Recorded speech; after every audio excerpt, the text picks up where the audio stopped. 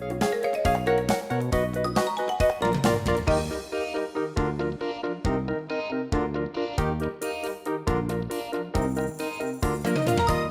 ละค่ะเจอกันอีกแล้วนะคะ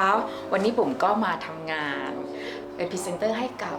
เซรั่มชื่อไมโกะสูตรรังใหม่545 สายพันธุ์1เจลในโลกนี้เขาทุ่มเทมากเลยนะคะเนี่ยไปเช่าชุดญี่ปุ่นแท้ๆมาให้บุ๋มใส่แล้วนี่คือครั้งแรกในชีวิตของบุ๋มเลยวันนี้บุ๋มเหมือนสาวญี่ปุ่นไหมคะเห็นไหมล่ะจะคิมิโนะของแท้นะเห็นไหม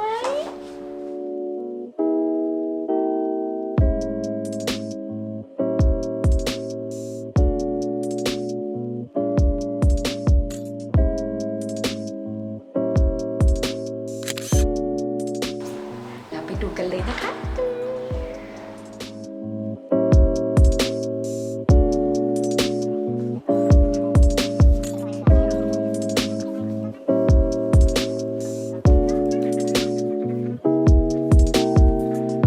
เราต้องใช้แสงปกติป่ะคะกล้องมือถือแค่เปิดไฟได้ไหมเปิดไฟ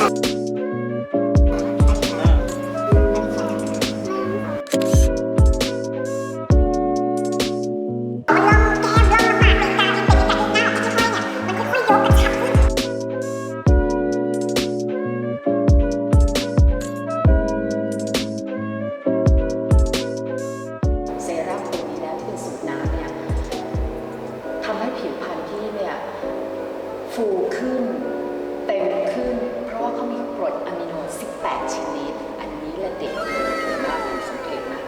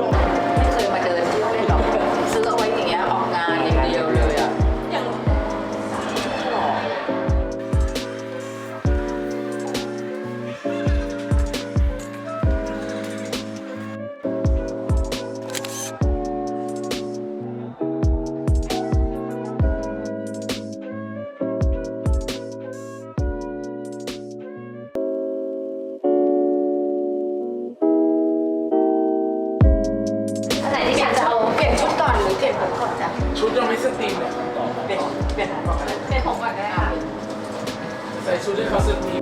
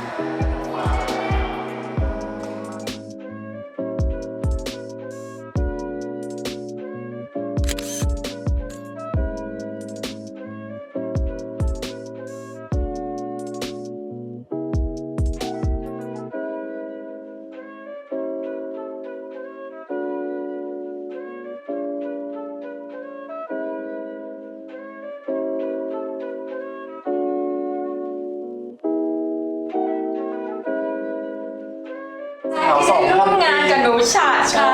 สาว 2,000 ปีมากคือแบบสวยและยังดูแบบโอ้โหดูดิพี่น่าได้ยินชื่อเสียงหนูฉาดมาตั้งนานมากแล้วนะแต่ไม่มีโอกาสได้ร่วมงานกันเพราะว่าพี่ออกจากงานไปก่อนใช่ไหมแต่งหน้าไวมากอะไรอย่างเงี้ยแล้วก็เฮ้ยกลายเป็นว่าหน้าฉันเด็กได้อะไรเงี้ยแบบเซอร์ไพรส์ชอบกันมากค่ะ